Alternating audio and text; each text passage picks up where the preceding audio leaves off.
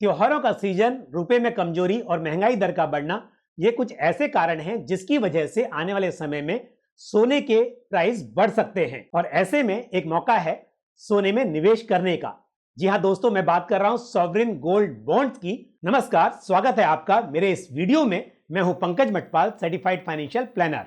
सरकार लगभग हर महीने सॉवरिन गोल्ड बॉन्ड की एक नई सीरीज जारी करती है और इस समय फाइनेंशियल ईयर 2021-22 के लिए सीरीज 7 ओपन हुई है, जो कि अक्टूबर 25 से लेकर अक्टूबर 29 के बीच ओपन रहेगी। इस समय पर आप इस सीरीज में इन्वेस्ट कर सकते हैं। सॉवरिन गोल्ड बॉन्ड की सीरीज जब भी जारी होती है उस वक्त पर इसका प्राइस तय होता है और इस बार जो सीरीज 7 है इस फाइनेंशियल ईयर के लिए, उसमें एक बॉन्ड की कीमत 4,761 रुपए रखी गई है। यदि आप देखें फाइनेंशियल ईयर 2020-21 में जब अक्टूबर में सॉवरिन गोल्ड बॉन्ड की सीरीज जारी हुई थी, उस वक्त एक बॉन्ड की कीमत 5,051 रुपए थी। तो आप देखेंगे कि पिछले साल के मुकाबले इस साल में आपको सोना सस्ता मिल रहा है। तो डेफिनेटली एक अच्छी अपॉर्चुनिटी है कि यदि आप सोने में निवेश करने के बारे में सोच रहे हैं तो ये एक अच्छा ऑप्शन हो सकता है। हालांकि यदि हम बात करें पिछले महीने की, यानी कि सितंबर 2021 में जो सीरीज लॉन्च हुई थी, उसकी कीमत 4,732 रुपए थी। तो 4,732 के मुकाबले इस बार जो 4,761 पर यह बॉन्ड आया है, थोड़ा सा महंगा है, लेकिन फिर भी पहले के मुकाबले आपको सस्ता मिल रहा है। और दोस्तों, यदि आप ऑनलाइन मोड में पेमेंट करते हैं तो आपको एक बॉन्ड पर 50 रुपए की छूट मिलती है। तो यह आपका एडिशनल बेनिफिट है। और सॉवरिन गोल्ड बॉन्ड को आप ऑनलाइन भी बाय कर सकते हैं, ऑफलाइन भी बाय कर सकते हैं।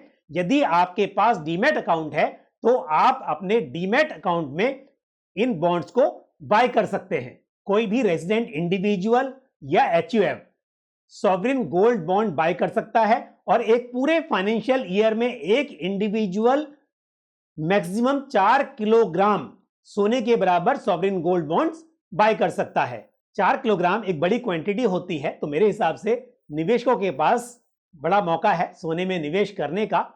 और यहां पर फैमिली में हर इंडिविजुअल, यहां तक कि माइनर के नाम पर भी गार्डियन सोने में इन्वेस्ट कर सकते हैं, यानी कि सॉवरिन गोल्ड बॉन्ड्स बाय कर सकते हैं। सॉवरिन गोल्ड बॉन्ड्स की अवधि 8 साल की होती है, लेकिन 5 साल के बाद इन्हें रिडीम किया जा सकता है। यानी कि 8 साल के बाद तो ये मैच्योर हो जाते हैं और 5 साल का लॉक इन होता है। 5 साल के बाद यदि आप चाहें तो इन्हें रिडीम करके अपने पैसों का भुगतान ले सकते हैं। लेकिन उससे पहले भी यदि आपको पैसे की जरूरत है तो आप इन्हें ट्रेड कर सकते हैं। यदि आपके sovereign gold bonds demat account में हैं तो आप इन्हें बेच सकते हैं, क्योंकि सेकेंडरी मार्केट में इनकी ट्रेडिंग संभव है। तो यदि आपने फिजिकल में बाय किए हुए हैं उस केस में तो आप 5 साल के बाद इन्हें रिडीम कर पाएंगे।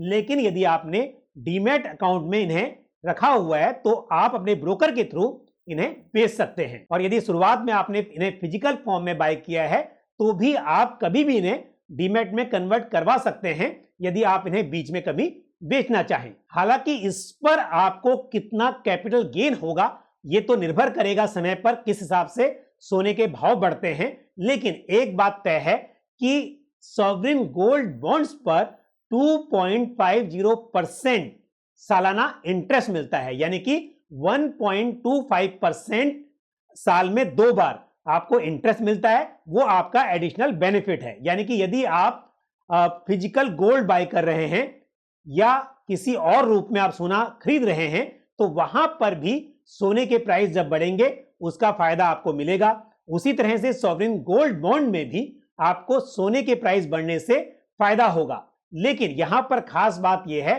कि आपको 2.5% सालाना इंटरेस्ट मिलता है, जो आपका एडिशनल बेनिफिट है। साथ ही जब आप सोने में निवेश करते हैं और उस पर आपको जो कैपिटल गेन होता है उस पर भी आपको टैक्स चुकाना होता है। जैसे कि यदि आप सोने में निवेश करें और 3 साल से पहले उसे रिडीम कर दें तो ऐसे में उस पर आपको short term capital gain tax चुकाना होगा।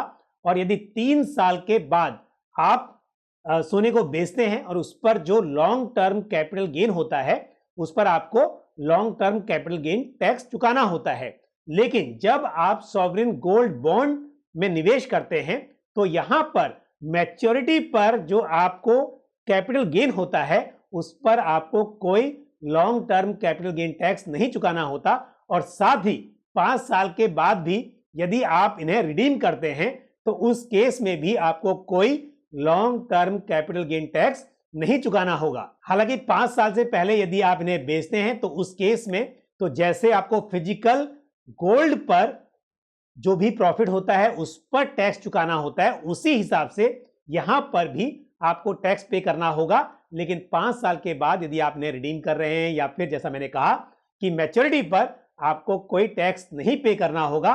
इस हिसाब से सॉवरेन गोल्ड बॉन्ड्स सोने में निवेश के जो दूसरे विकल्प हैं उनके मुकाबले में बेहतर है। सॉवरेन गोल्ड बॉन्ड्स में पोस्ट ऑफिस, सरकारी या निजी बैंक, स्टॉक होल्डिंग कॉर्पोरेशन या ब्रोकर्स के थ्रू इन्वेस्टमेंट किया जा सकता है।